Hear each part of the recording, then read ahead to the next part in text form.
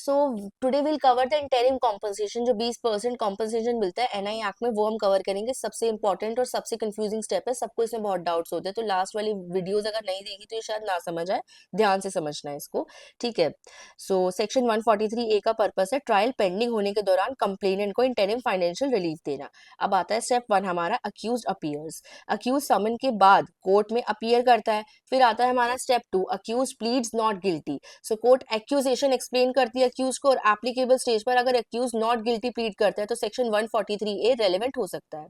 फिर आता है हमारा स्टेप 3, इंटरिम कॉम्पनसेशन का ये स्टेप है। कोर्ट अक्यूज को चेक अमाउंट का मैक्सिमम 20% इंटरिम कॉम्पनसेशन पे करने का डायरेक्शन दे सकती है। अब जैसे 20% ऑटोमेटिक नहीं है, मे MAY मे वर्ड यूज हुआ है, यानी मैजिस्ट्रेट की डिस्क्रिशन पर डिपेंड करता है।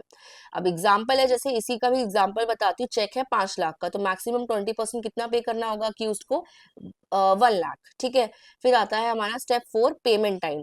ऑर्डर्ड अमाउंट जर्नली 60 डेज में पे करना होता है। Court sufficient cost per further 30 days भी एक्स्ट्रा दे सकती है, ठीक है। 60 के बाद भी 30 डेज एक्स्ट्रा दे सकती है।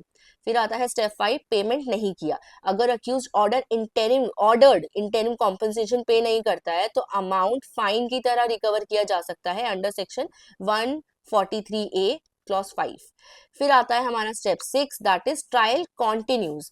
इंटरिम कॉम्पनसेशन पे करने से सेक्शन 138 का केस खत्म नहीं होता, इस बात का ध्यान रखना। ट्रायल अपनी मेरिट्स पर कंटिन्यू करेगा, ठीक है।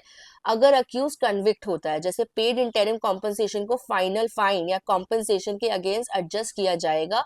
और अगर अक्यूज एक्विटेड होता है तो इंटरिम कॉम्पनसेशन कंप्लेनेंट को रिफंड करनी होगी एप्लीकेबल इंटरेस्ट के साथ, ठीक है। तो ये चीजों को ध्यान रखना होगा। एंड ऑल दीज इंफॉर्मेशन आधे से ज्यादा मैंने बता दी है और कुछ लिखी भी हुई है, तो इन सब चीजों को सेव कर लेना।